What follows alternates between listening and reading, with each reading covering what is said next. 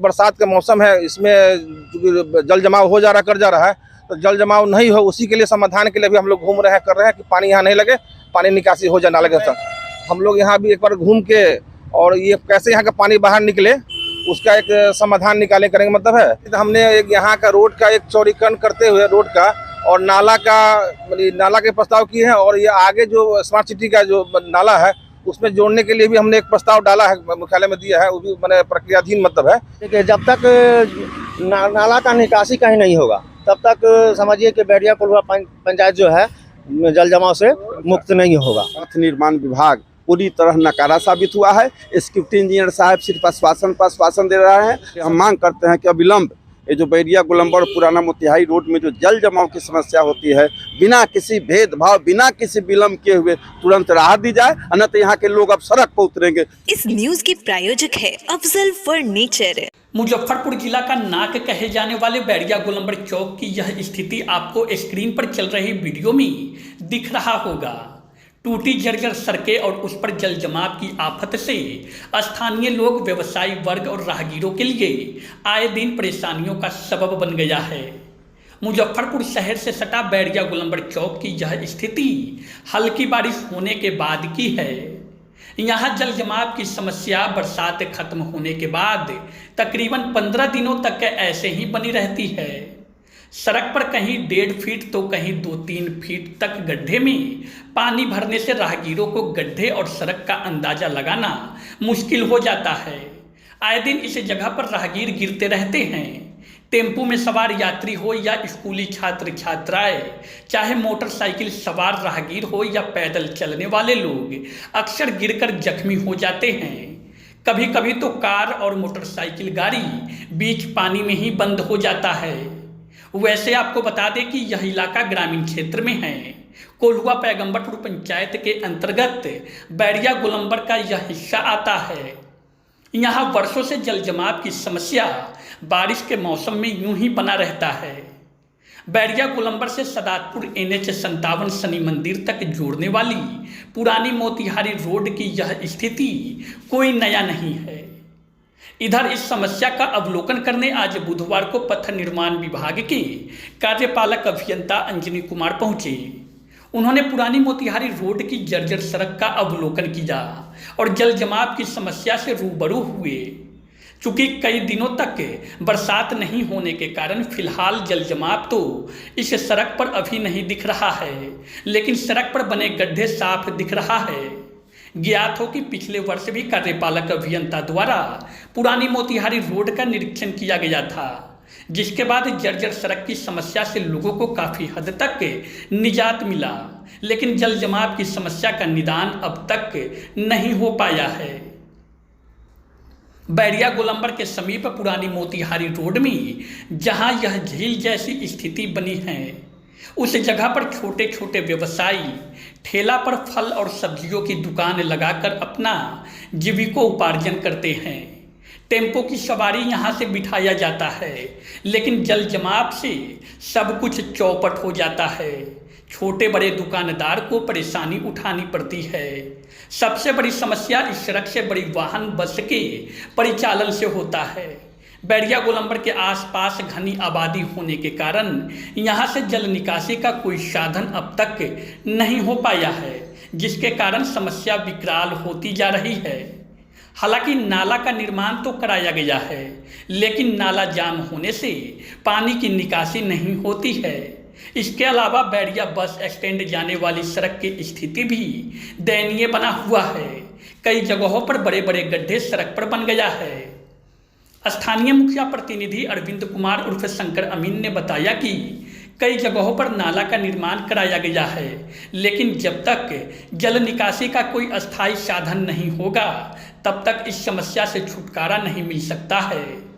उन्होंने बताया कि बैरिया बस स्टैंड पंचायत के अधीन है, जबकि वहां से टैक्स की वसूली नगर निगम मुजफ्फरपुर द्वारा किया जाता है, लेकिन डेवलपमेंट के नाम पर नगर निगम द्वारा खर्च शून्य पंचायत में किया जाता है।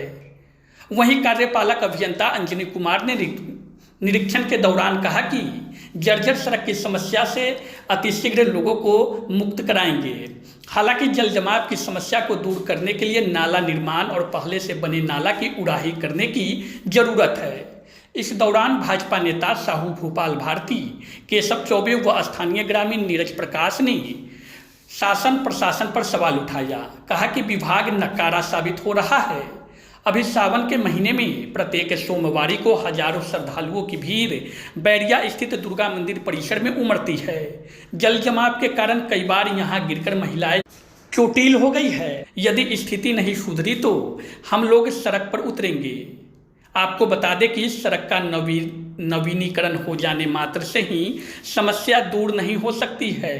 जब तक जल जमाव की समस्या बना रहेगा तब तक सड़क की जर्जरता भी बनी रहेगी। जल जमाव के कारण समस्या बनी रहती है यहाँ पे बैरिया गोलंबर के। यहाँ है कि थोड़ा ये स्थल जो थोड़ा 50 मीटर की दूरी में थोड़ा स्थल नीचे है और ये हमने अभी भ्रमण के लिए आए हुए हैं और ये नाला का भी हम लोग देख रहे हैं। नाला में भी कहीं कहीं मतलब कि ये जाम पड़ा हुआ मतलब है, वो भी एक कारण लग रहा है कि ये जल जमाव हो जा रहा कर जा रहा मतलब है। हम लोग यहाँ भी एक बार घूम के और ये कैसे यहाँ का पानी बाहर निकले उसका एक समाधान निकालें करेंगे मतलब है। और जो ये टूट गया मतलब सड़क जो टूट गई है उसका भी अवलंब मरम्मती कर दिया जाएगा मतलब है। पूर्व में भी आपके द्वारा निरीक्षण किया गया था, कंक्लूजन कुछ निकल नहीं पाया अब तक। नहीं, लॉन्ग टर्म के लिए तो हमने एक यहाँ का रोड का एक चौड़ीकरण करते हुए रोड का और नाला के प्रस्ताव किए हैं और ये आगे जो स्मार्ट सिटी का जो नाला है उसमें जोड़ने के लिए भी हमने एक प्रस्ताव डाला है, मुख्यालय में दिया है, वो भी मैंने प्रक्रियाधीन मतलब है।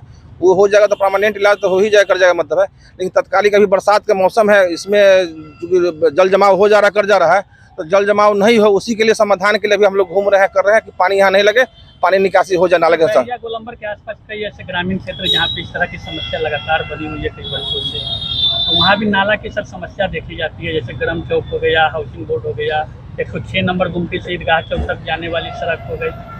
एक्चुअली हम लोग जो पथ निर्माण विभाग की जो सड़क है उसी के संदर्भ में हम बोल सकते कर सकते हैं मतलब अन्य विभाग की सड़क के बारे में नहीं बता सकते कर सकते हैं। नाला निकासी सर क्या कुछ कब मतलब कि प्रावधान बनाया जा रहा है?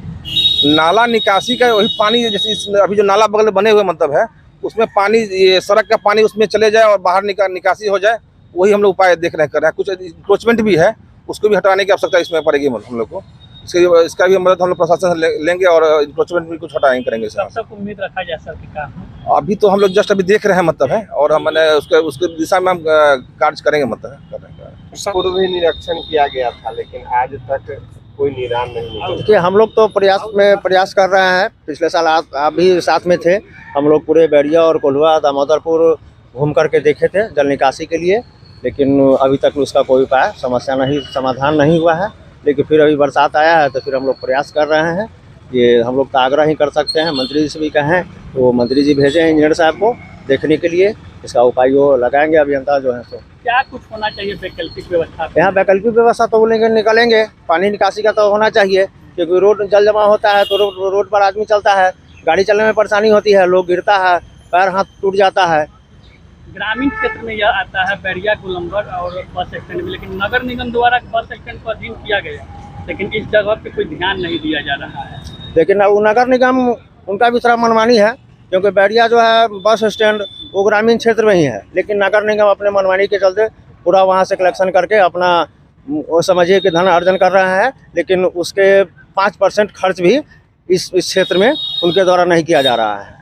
बैरिया गोलंबर के साथ साथ कई क्षेत्र जो है आपके पंचायत में वो जलमग्न रहता है, उसके लिए क्या कुछ प्रावधान किया? देखिए जब तक नाला का निकासी कहीं नहीं होगा तब तक समझिए कि बैरिया कोल्हुआ पंचायत जो है जल जमाव से मुक्त नहीं होगा। पंचायत से छोटी छोटी योजनाओं को लेकर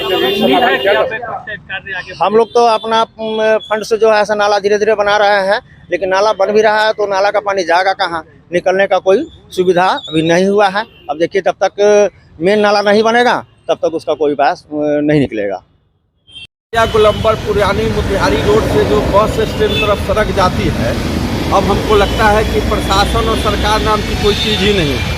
पूरे पानी हल्का सा पानी होता है, जहरदार भर अठौना भर पानी लग जाता है।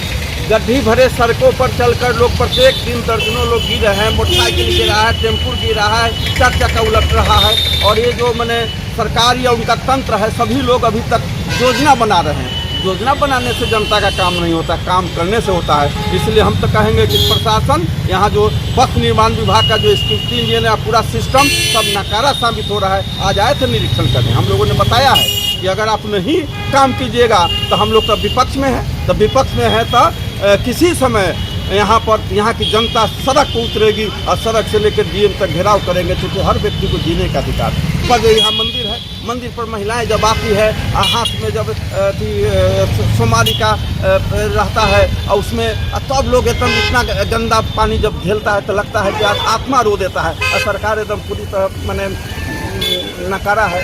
उनको संवेदना शून्य सरकार को तुरंत से संवेदना सुन प्रशासन को तुरंत बैरिया गोलंबर और पुराना मोतिहारी रोड और बस स्टैंड के रास्ते को दुरुस्त करे, ताकि लोग एकदम आराम से आवे जाए। तब लगे कि सरकार नाम की कोई चीज़ है, प्रशासन नाम की कोई चीज़ है। न तो हम कहेंगे कि अब लोग जनता जब तक सड़क पर नहीं उतरेगी तब तक कुछ नहीं होने की स्थिति।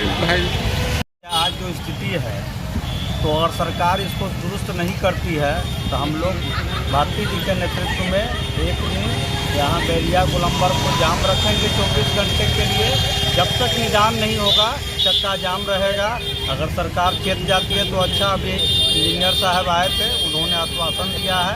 हम लोग 2-4 दिन देखते हैं कि क्या होता है। नहीं होगा तो इसके आगे की रणनीति हम लोग भारती जी के नेतृत्व में बनाकर और लड़ाई सड़क से संसद तक लड़ने का काम करेंगे। यहाँ पर बैरिया गोलंबर से सलादपुर, मिठन सराय और पूरे काटी जाने के रास्ते में इतना रोड़ा है, इतना पानी जमा रहता है। यहाँ स्थिति हो जाती है जब महिलाएं गिर जाती है, मोटरसाइकिल चलने लायक नहीं है। यहाँ पर जगह जगह पर गड्ढा है। अभी श्रावणी मेला चल रहा है, सावन के महीना में बगल में मंदिर है।